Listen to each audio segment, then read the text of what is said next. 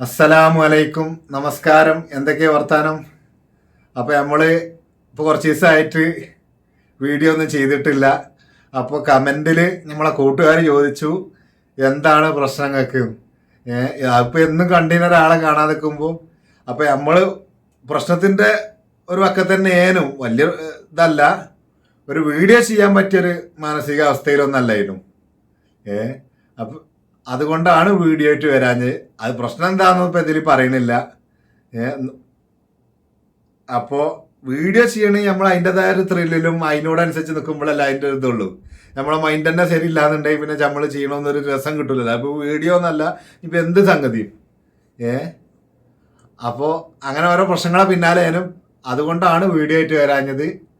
പ്രശ്നങ്ങൾ എന്താണെന്ന് ഞാൻ നേരത്തെ പറഞ്ഞു തന്നെ വീണ്ടും ആവർത്തിക്കുകയാണ്, ഇതിൽ പറയണില്ല. അപ്പോൾ അതൊക്കെ അതിൻ്റെ വഴിക്ക് പോട്ടെ. അപ്പോൾ ഓക്കെ, എന്നാൽ ആ മാനസികാവസ്ഥ ശരിയില്ലാത്തതുകൊണ്ടാണ് വീഡിയോ ആയിട്ട് വരാഞ്ഞത്. അപ്പോൾ ഓക്കെ, അടുത്തൊരു വീഡിയോയുമായി കാണാം. അതുവരേക്കും ബായ്. ഇതൊന്ന് പറയാൻ വേണ്ടി വന്നാണ്. അസ്സലാമു അലൈക്കും.